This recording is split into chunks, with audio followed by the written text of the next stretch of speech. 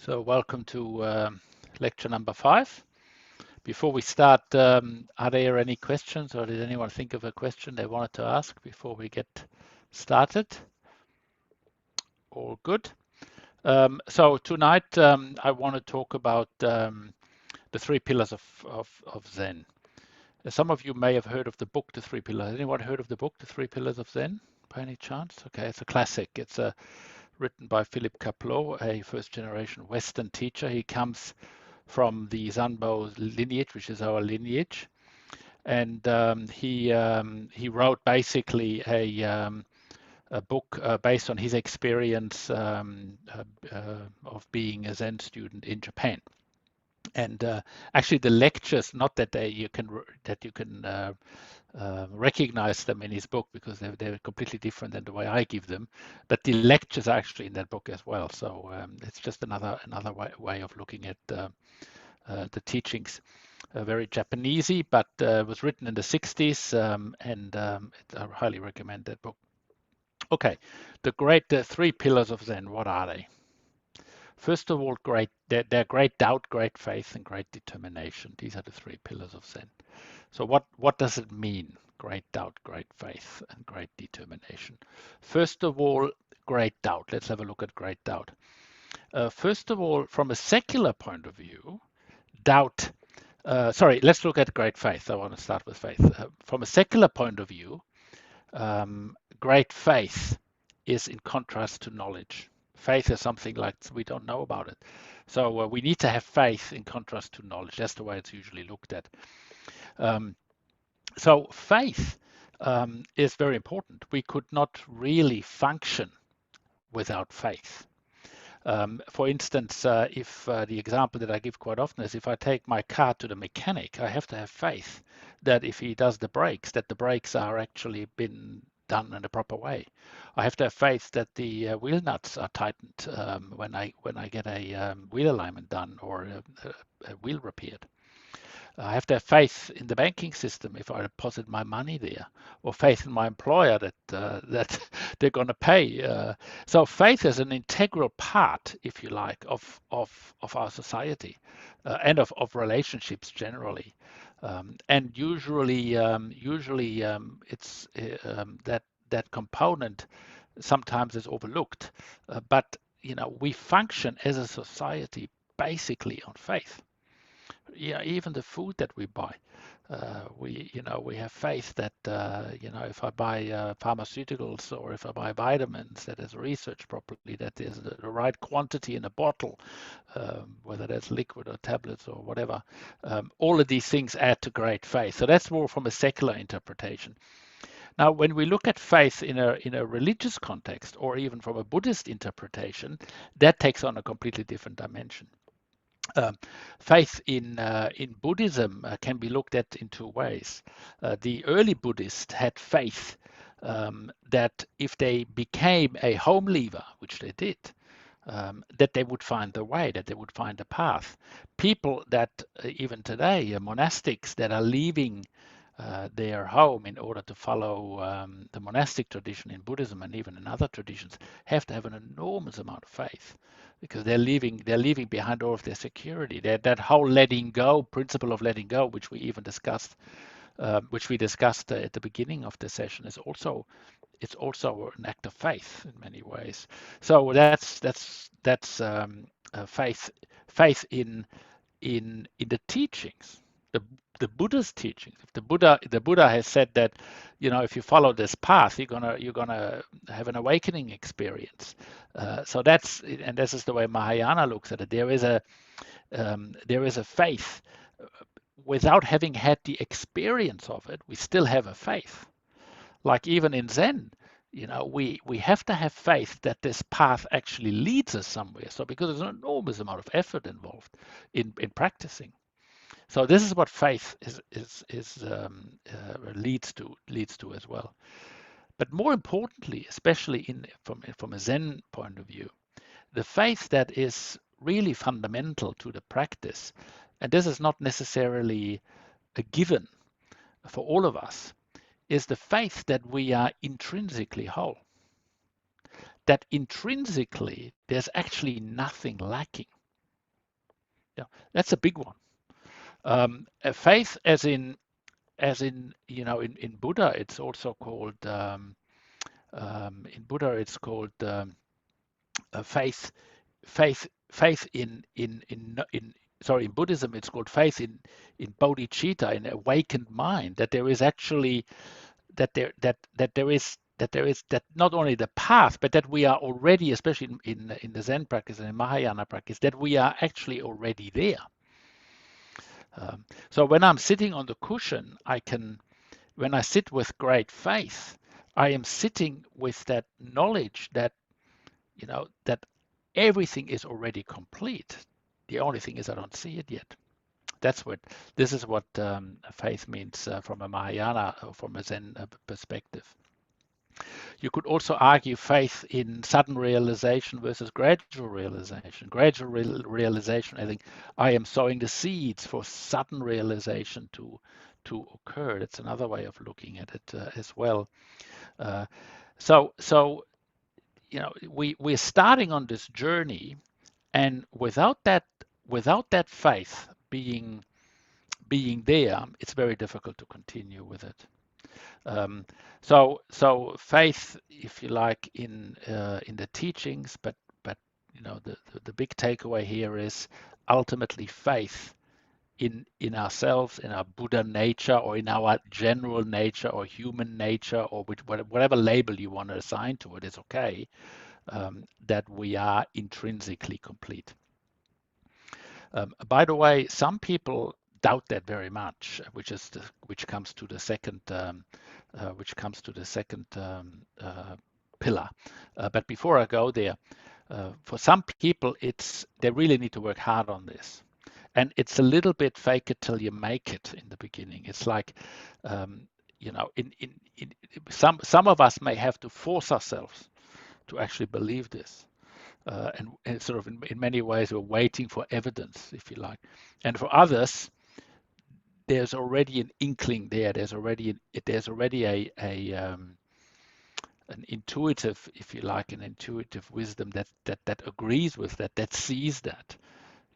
Even as Christians, or if someone is a Christian, even a Christian, that whole notion that that God has made us. How can that be? How can God make something that is not right?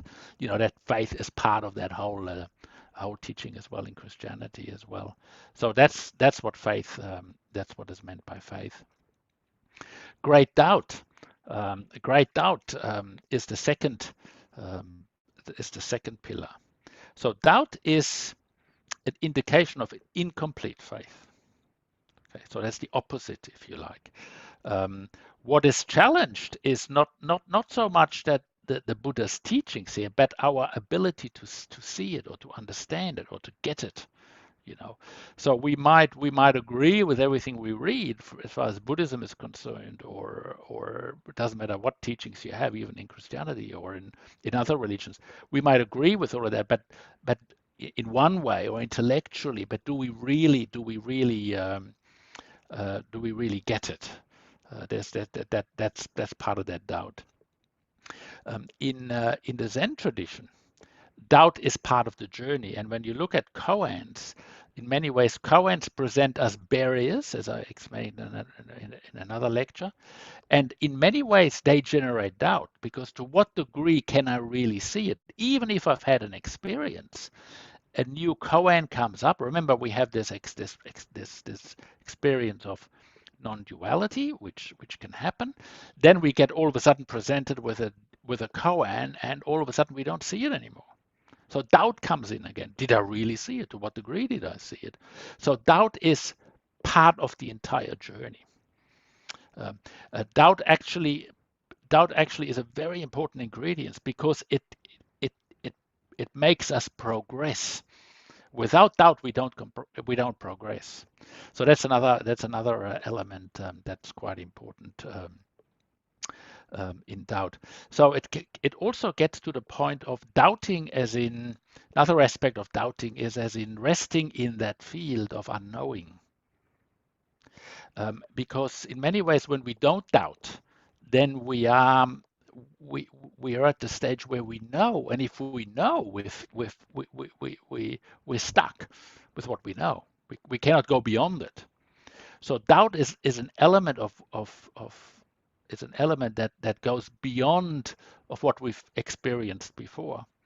In many ways, we love to know all that we want security. You know, that's part of the human condition. We want to know what's right. We want to know what is wrong. We do not like, if you like, we do not like having doubt. But you can look at our practice of meditation as a practice of doubting. Doubting in the sense of not knowing, of letting go, and being in that state, and remaining in that state, getting comfortable with that state, becoming intimate with that state. It's a state of that it may be uncomfortable in the beginning, but ultimately, the more we dwell there, the more we engage with it, the more it opens up, and the more we can be there without creating panic. So doubt in one way is after a while it becomes a companion. It becomes a companion on the way. So that's sort of great faith and great doubt. The next one is great determination. So that's the third pillar, great determination. Out of great doubt brings up the third fundamental factor, which is great determination. The great determination is likened to, if you know, the great determination is, by the way, determined to keep going. That's what really is meant here with great determination. And it's likened to, if you come home, if you ever had that experience, if you come home and if you've driven home and you left the key of your car somewhere at night, next morning you go to work, you can't find your key.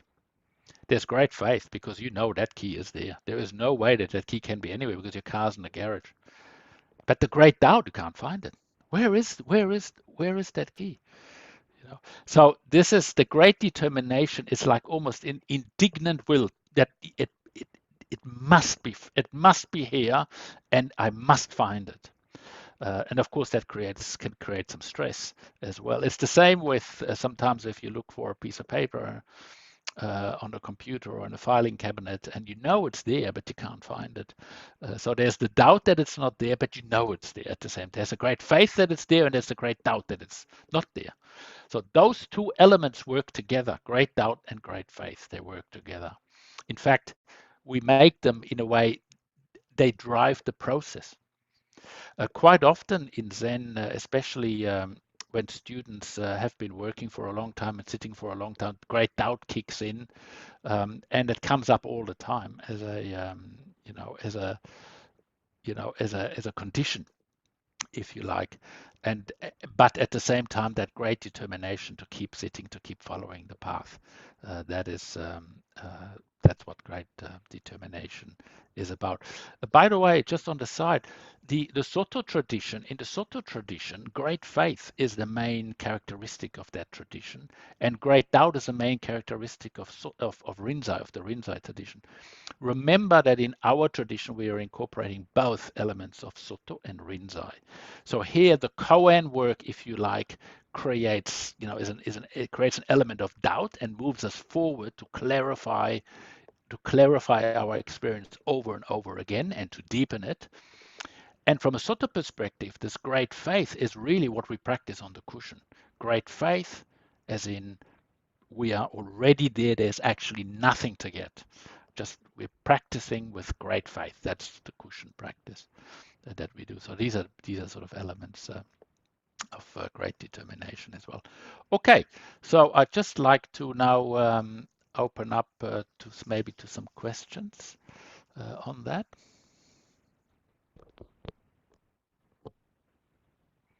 No one has got any questions. Okay, that's okay. No questions on that. I know it's a little bit. It seems a little. It seems maybe a bit esoteric, but you'll find that once if you go ahead and follow that path, that these, this becomes a very real, it becomes a real, it comes up all the time. It becomes a real issue. Faith, doubt, and determination. It becomes a real issue in practice. When I say issue, it becomes a, it'll become more apparent. At the moment, it's sort of a little bit of just a description of what can happen, but it becomes very apparent in your practice. Okay, so the next thing I want to talk about then, if we move on, is the whole process of working with a teacher in Zen. And so the first thing is that a teacher in Zen is not like in other traditions, where maybe in Tibetan Buddhism, for instance, where the teacher is a guru. That's not the case. A teacher in the Zen tradition is very much someone that is on the path, maybe a little bit further along, in attainment, but generally someone that is on the path, and it can be seen as a companion or a mentor or a teacher, as the word says it. So that's a big distinction. So there is nothing that is required of a teacher except except as a guide, if you like. Another word, and that's also used in the Theravadan tradition. The word guide is used. Our abbot in Japan, he likens the teacher to a Sherpa. Sort of the goal is Mount Everest, and you get someone along the way. You have a Sherpa that guides you on the way, if you like, on the journey. That's a nice analogy as well. So what happens is that Zen, especially koan work, can really not be practiced without a teacher. Of course, you can sit without a teacher, and some people even try and figure out all the koans themselves, but it's very difficult because you don't get the feedback. A teacher is a guide, a friend, if you like, but also someone that challenges. A teacher challenges us to keep focused. It challenges us as far as if we do have an experience, as far as determining whether it is a real experience or a makyo experience. And so that's the way to look at the teacher in the Zen tradition. And there are some clear guidelines and some clear procedures on working with a teacher. So the first thing is when you go to a teacher, and by the way, I should say before I go down that line, there is no need to, if you want to practice Zen, especially in the beginning stages, to feel that you need to work with a teacher straight away.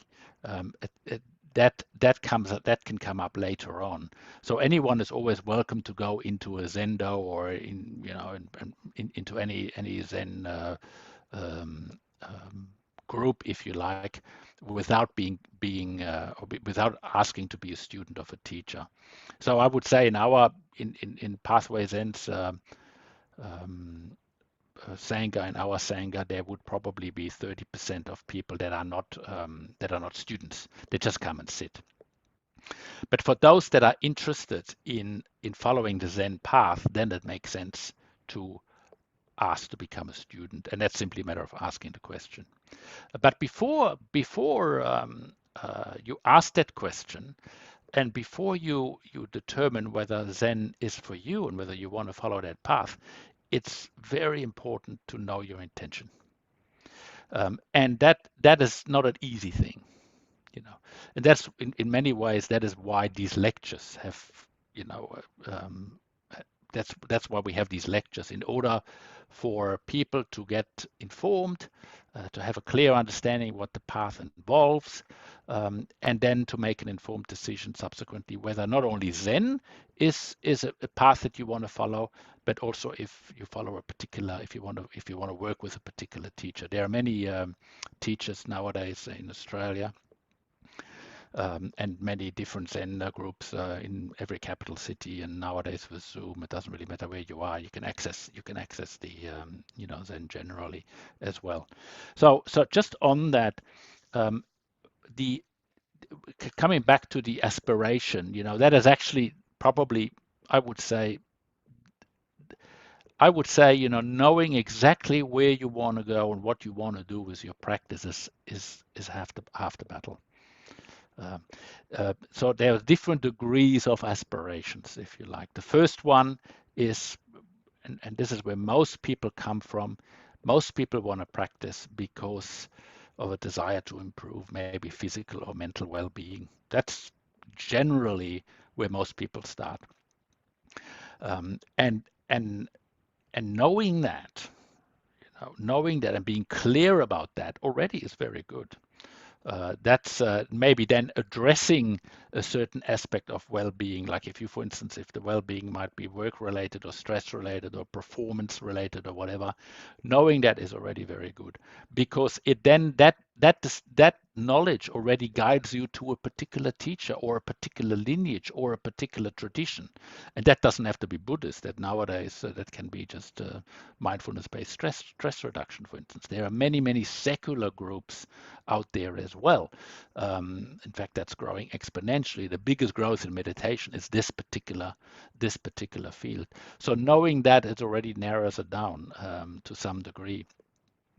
Then another degree might be that we are no longer content with physical and mental well-being. That we want to go a little bit deeper into it, and that notion of that, that aspect of transcending self, that we might not necessarily have given that a name, but that may already be an aspiration that is coming up. And now the challenge is, well, what do I do if I have that? If, for instance, if you're a Christian, you might really, do I really want to go down that Buddhist path? Can't I find this in the Christian tradition? Is a very good question. And by the way, yes, you can. They just have a different, approach to it and a different language. But if you know that is what you want to do, nowadays there's Christian meditation, there are some contemplatives, there's monastics in the Christian tradition that also follow a path that is similar but framed in a different way. So even that is a form of clarification if you know that that's what you want to do. If you feel drawn to the Buddhist tradition, there's another challenge that comes up. Which tradition do I actually want to follow? There are quite a few. Even within the lineages, there are different methods and different teachers and different schools. So whether it is Tibetan, for instance, in Tibetan, there are many schools within the Tibetan tradition. In Zen, there are different schools. There are some schools that don't teach koans at all. Like I said, they're more aligned to the Soto tradition. There are monastic traditions. It's not an easy field. And so that next degree of aspiration might be a way of looking at, okay, maybe I need to do a little bit more homework and find out what really suits. So in other words, we might have this intention of, yes, I want to have a Kensho experience, or I want to follow that path of awakening. That's definitely what I want to do, but I'm not sure, of what tradition should I follow. So there may be some homework that is required, and that, that you could liken that to a shopping phase. You need to go shopping. What actually, which tradition, which teacher suits me, and what do I resonate, or which tradition do I resonate to? Sometimes having so much choice like we have in the West can be a really big hindrance, and people get stuck. They get stuck because they like certain aspects of one tradition and other aspects of another tradition. If there's one bit of advice that I can give you, is don't fall into that trap. Then it becomes designer Buddhism. So it becomes very much it becomes a me exercise. As in, picking out the bits that resonate with me out of different traditions and designing my own practice. That has got its pitfalls. So that is something that be aware of that. It doesn't matter what lineage you follow and what tradition you follow. There will always be aspects we don't like. We just got to overcome them. But each tradition, you've got to remember, Buddhism is 2,500 years old. Not necessarily every tradition, but generally it's these are very ancient traditions. And the path has been worked out over millennia. And there are aspects to that while we might not understand them and we might feel even alienated to some of them, like rituals, for instance. That doesn't mean we should just discard them. Understanding it and really immersing ourselves into one tradition is very important. And then once we've made that decision, okay, I'm going to do Tibetan, or I'm going to do Zen, or I'm going to do Theravadan, then we should stick to it. Then comes that next aspiration, which is, what I would call bodhicitta. Bodhi means awakened, citta means mind, where there is a resoluteness in us, a commitment in us that says, this is what I want to do. And that's a commitment to awakening. You know, that, that is if anyone that is at that stage, has gone a long way already. That takes some doing to be at that stage already. And usually when we're at that stage, then the path in a way shows itself. And you just need to follow that, whichever way. Then also what kicks in at that stage, I noticed that with my own students, a sense of humility kicks in. A sense of humility in the sense that, yes, humility, that's, I want to follow that path, a preparedness no longer to go shopping, a preparedness to actually follow it, and take a big chunk of our lives to towards the practice. Of course, as lay practitioners, we have a secondary life, and that always comes first. By the way, I mean, family, as far as I'm concerned, always comes first. But at the same time, there's this commitment to awakening that kicks in as well, and so usually that entails a daily practice. That entails a coming to a sangha meeting whenever we can, and whether that's on a weekly basis or twice a week or whatever, going to retreats. Without that, you're not really going to progress. Some people are lucky enough that they do, but without it, it usually doesn't follow through. We might have certain experiences, but we usually don't integrate, or we don't usually know what to do about it after a while. So these degrees of aspirations, if you like, are very important. They're very important, and in many ways, as I said before, knowing where you are, what you want to do, and that's a big part. That's already a big part. By the way, nothing right or wrong about what degree you're in. You can see it as a progression. One leads to the next, maybe, but there's nothing wrong with either of these, whether it's secular meditation or just mindfulness in the secular world, or whether it's Christian meditation or the Christian tradition, or whether it's Buddhism or whatever Buddhism it is. These things don't really matter. They're just vehicles. What matters is your own clarity, and clarity, and then knowing where to go from there. Also, if you do follow one tradition, then what happens is, I call it depth instead of breadth. Quite often also what happens is people, especially academics, are quite often drawn to Zen practice or Theravadan practice, and it becomes a study. So we tend to learn Buddhism because we a lot of people are drawn to learning, so we learn it, and we learn the terminology and we learn the practices, but that is not practice, and that's not Buddhism. That, like, the practice is the sitting and the realization. The rest is just a description of it. So after this lecture, based in from a Zen point of view, I know in other traditions there is much more learning and there's much more involvement as far as theory is concerned, and the whole philosophy of Buddhism is involved. Not so much in the Zen tradition. In the Zen tradition, it is about practice and realizing it through our own experience. That's very much the case in the Zen tradition. So again, that's something that you need to look at. So beware that, or be when I say be aware, know that there are generally two ways of looking at it: practice tradition, or if you like, the educational model, practice model or educational model.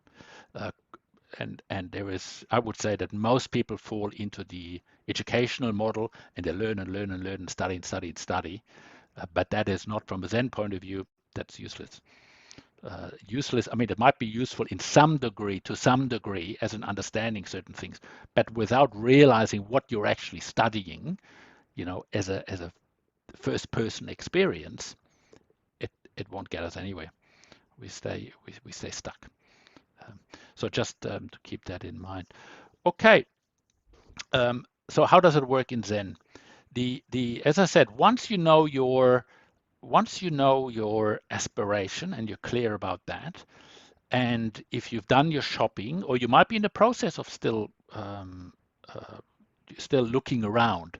So you might want to go into a Zen, might look around at different Zen traditions, or come to Pathway Zen, and just get a feel for it. And if you feel then that this is the tradition that you want to go to, you feel your aspiration is to have a Kensho experience, to follow that path that I've explained in the course, then you ask the teacher to be your student. That's how it works. There's a formal process. It's called Dokusan, seeing the teacher alone. And all the teachings in Zen, if you like, when I say teachings, all the guidance, it's actually nothing that can be taught. It's just basically guidance. It's done one-on-one in the Zen tradition. So it's not in a classroom format. And there are many reasons for that. By the way, when I say that, of course, there are talks given, Dharma talks and teishos. Teishos usually about a koan, to the group or to the sangha. These are they're given on certain occasions. But the teaching really where it matters is one-on-one. So if you decide that yes, you want to work with a teacher, first of all, I would suggest you have to have a commitment to a daily practice. Even if you're not there yet, that commitment needs to be there. Otherwise, again, there's no point. You're wasting your own time and you're wasting the teacher's time. So that's a given. Then the next step is, when you go and see a teacher, the Dokusan, which means seeing a teacher alone. It's a one-on-one situation, as I said. What happens is that every student is at a different level. I've had students that have had Kensho experiences as children, and even way before they even encountered Buddhism. And other people, first time they've heard about it was in a Zen lecture, or they read a book and they want to become a student, and they follow that path, and so they're very new to this. Other students have sort of gone from different traditions in Buddhism and all of a sudden landed with Zen and want to experience the Zen path, if you like. But everyone is at a different stage of development, spiritual development, if you like. And so that's why it's a one-on-one practice. So usually what happens in Dokusan is, the practice is discussed. What's your practice? If your aspiration is to have a Kensho experience, then the first koan is given, and then from then on, the Dokusan revolves around practice, and basically, how's your practice going in relation to that koan? Once a Kensho experience had been had and confirmed by the teacher, there's our process for that, then koan starts proper. Before then, no one, you're only really given that one koan, which is mu, to work with. But before then, koan work doesn't start. And of course, it can take years before that breakthrough has been achieved. For some people, as I said, they've had it already, but they didn't even know they've had it. They may. So that's why it's done on a one-on-one basis. And the other reason is that it should never be seen as a competition either. It's like what can happen, and there's not so much happens in the West here, but in big monasteries and so, people used to compete with each other. Where are you at as far as your koans are concerned, and so forth.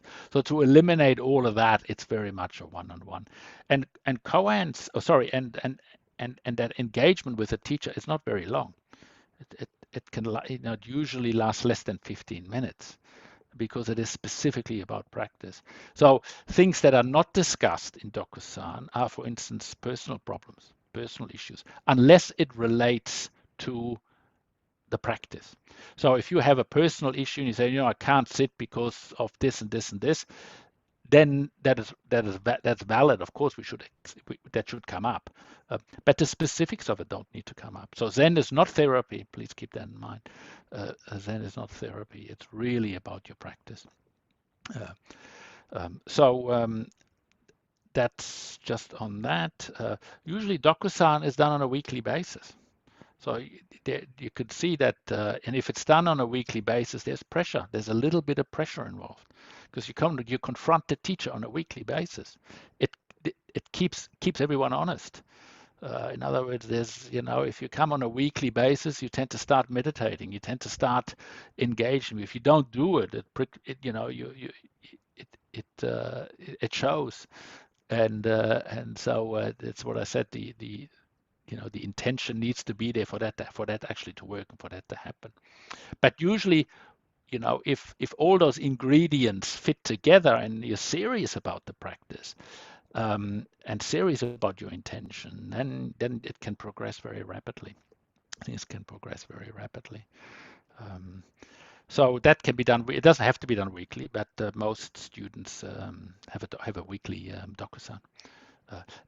Dokusan is usually also held in person, but also on Zoom, depending on so a schedule can be arranged whichever way that goes. Okay, are there any questions so far? Arno, very quickly, you mentioned that your tradition was a combination of Soto and Rinzai. Yes. And I know you've said this in previous sessions, so I'm sorry to ask again. What was the name again of your tradition? Zanbo Zen. Sanbo. Okay. Zen. Zanbo means three treasures, Buddha, Dharma, Sangha. So there's a Japanese term, yeah. Thank Zanbo Zen, three treasures Zen.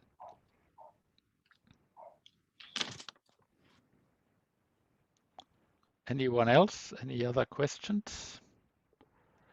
By the way, the other thing I didn't mention before, there are, as I said, there are other Zen traditions. Like there's Zen schools in Melbourne, for instance, or in Sydney, or quite a few in Brisbane as well. Sunshine Coast, wherever you are, there are different Zen groups that operate with different teachers. And so feel free. It's also important that you resonate with a teacher, because that relationship that teacher relationship goes on for years. It's not something that you have for half a year. I sat with my teacher for 15 years, easy, probably more. I can't even remember right now what it is. So that that's the sort of relationship it is. So what I'm trying to say is it's important that once you do find a teacher that you feel as, yes, I can work with that teacher as well. And again, if that relationship, if that sort of relationship clicks and if it's good, then it's very productive. So it's important that both teacher and student feel very comfortable doing that as well. Okay. Sorry, can I ask a quick question? Yes. So on a practical perspective, is there also, what else is entailed within the relationship? Is there also a financial aspect to that as well? I mean, what does that look like? Is it like there's a client and there's a service being provided? Is it more like a mentor? Does that make sense in terms of how else is that relationship? Yes. In what circumstances? Yes. Okay, I'm glad that's going to come up as well. But that's, good point. So the way it works is the way Pathway Zen, and just speaking for my own, every Zen though is a little bit different. But in our case, we are a non-profit organization, incorporated non-profit organization, and we ask for a suggested donation. So the basis is, if you can afford it, this is the suggested donation. If you can't afford it, pay as you can, and if you can't afford to pay anything, that's fine as well. So that's number one. No one gets paid, by the way, including the teacher. So everyone that works, usually when someone becomes a student, they usually become a member, and if they financially contribute a membership, then that goes into a kitty, and from the kitty the expenses are paid. But there is no wage component in there. So that from that point of view, and that's very important, that there is no financial there's no financial relationship at any given time. That's taken out.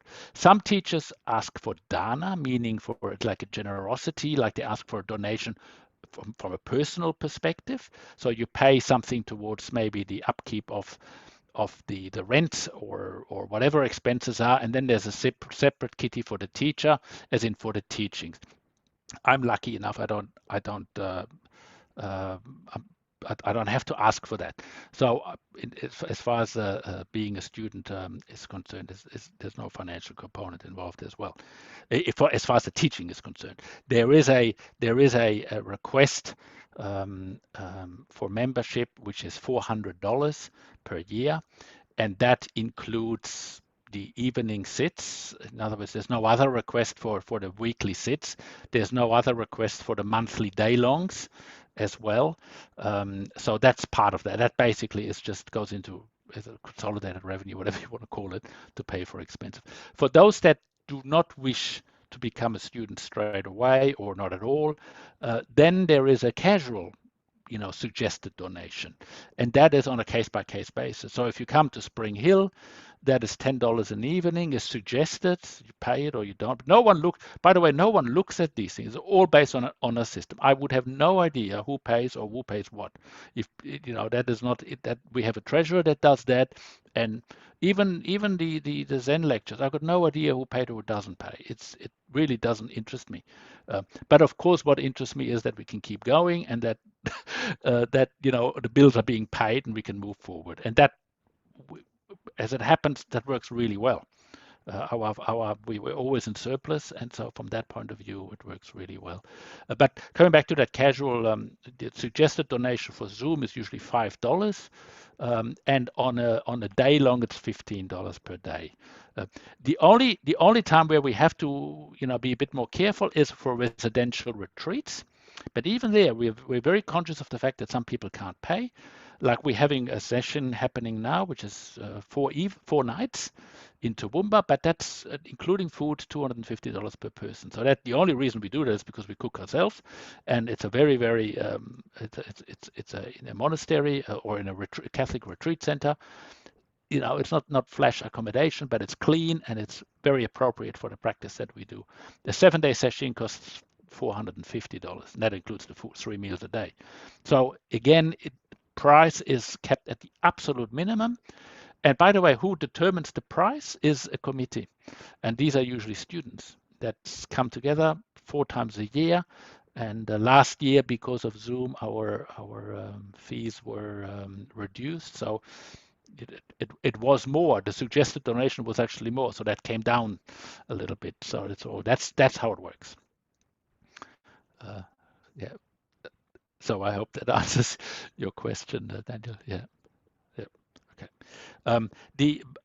Paying is always can be a little bit tricky. Some teachers, they need to ask for money because they haven't got any, and so that is very appropriate that they do. And they should be supported as such because they put their effort and their time into it, and so that's very appropriate. And it might happen that maybe once there's another teacher in our group that they may have to ask for separate dana. That may be, but at the moment that's not the case. Okay. Fee structure. Okay. The next thing is, we are operating at the moment in Spring Hill, even though tomorrow it's been cancelled because of the lockdown here in Brisbane. Next week we're having a session, so that's cancelled as well. But even though tomorrow we will be on Zoom, for those of you, I know some of you are coming already, so feel free to join us on Zoom tomorrow. But next week, the week after next, because everyone will be in session, or most people anyway, there will be no Thursday evenings as in. The day longs are once a month, usually the 3rd Sunday of the month. And if you look at the website, all the information is on there, including the links or if you happen to be in Brisbane, you can always join. No problem at all. Okay. Any other questions? Yes, Donna. Is when you talk of a Kensha experience,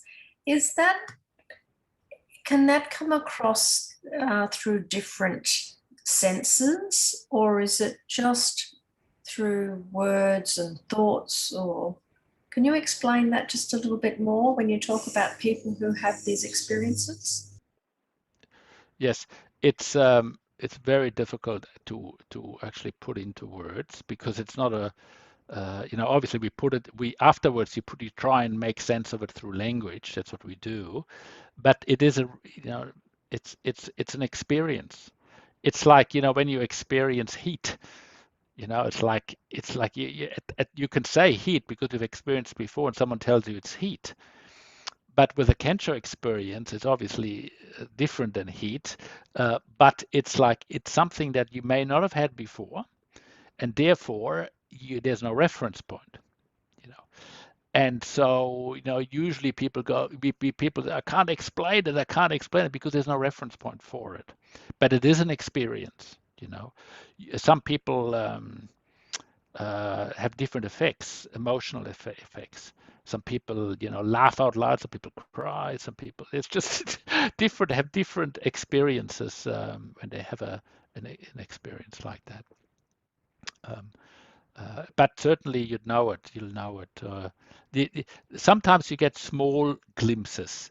And the problem is, as I said before, I think in another lecture, that the more we read about these experiences, the more we build up an expectation or an image of it. And if the experience doesn't align with our expectation, then we dismiss it. It can be a problem, because some people have had experiences and they dismiss it rather than start working with it.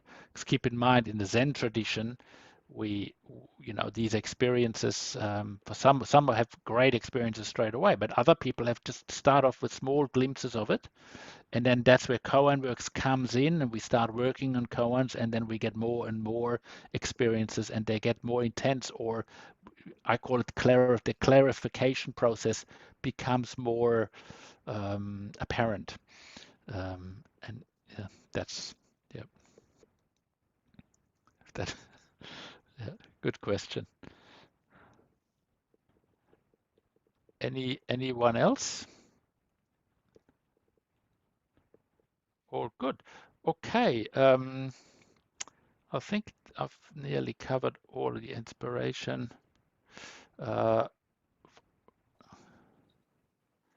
I think I've covered all of the aspects. So what I suggest we do now is we have a bit of a longer sit than we normally do, and then we will wrap up after that. Oh, sorry. Yes, Shalini. Sorry, Arno, very Sure. quickly. When you mentioned before about, there being Zen groups kind of everywhere, is it crucial that you join a group that's face-to-face, or if you connect with someone, a teacher or a group that's not, that you can only do it through Zoom, is that okay? Or yeah, I mean, look, Zoom is great. I've really started to appreciate Zoom more and more during COVID, and I've learned that you actually can build good sangha through Zoom. But I would suggest that having a local group, if there is a local group, yeah, is probably a better way. Because that connection is really important. And not only that, it's also that, going on retreats. Zoom is like, it helps us on our day-to-day practice in keeping us, if you like, enthused, keep that enthusiasm going to sit on a weekly basis in a group. But really, what's really important is the daily practice and the retreats. It's really the retreats where the 7-day retreats where you go beyond, you normally in an hour's practice or even in a 2 hours practice, you cannot get into these deeper stages of meditation. That's where retreats come in. And without those, it's very difficult to sort of progress. Not that you can't, of course you can. Everyone is different and things can happen, But yeah, it's not easy. But you're in Swan Hill, aren't you? Was that? I'm even more remote. I'm in Woomalang, which is a very, very tiny town in between Swan Hill and Hopeton. I don't know if you know what that is. Okay. So No, I mean, I know roughly Swan Hill, but obviously I'm not sure whether there's anything out there. I would say your bigger center would definitely be Melbourne. But even if whether you'd have to make that determination. Have a look around, and nowadays I would imagine that everyone sits on Zoom. In the meantime, feel free to join us as you have been. Very, very welcome, of course. Whatever works easiest. I forgot to mention that sometimes, especially in a case like Shalina, your geography determines already your path. If there is no Zen group, but there might be a Buddhist group a Tibetan group next to you, then it's obvious that maybe you should look at the Tibetan tradition simply because you have got that connection locally. So that's sometimes the case as well. Yeah. Thank you. Yeah, be open anyway. That's my suggestion. But feel free at any time to come to Pathways Zen, and even our retreats. You're welcome to. Anyone is, of course. Yes. Thank you. Yeah. It's.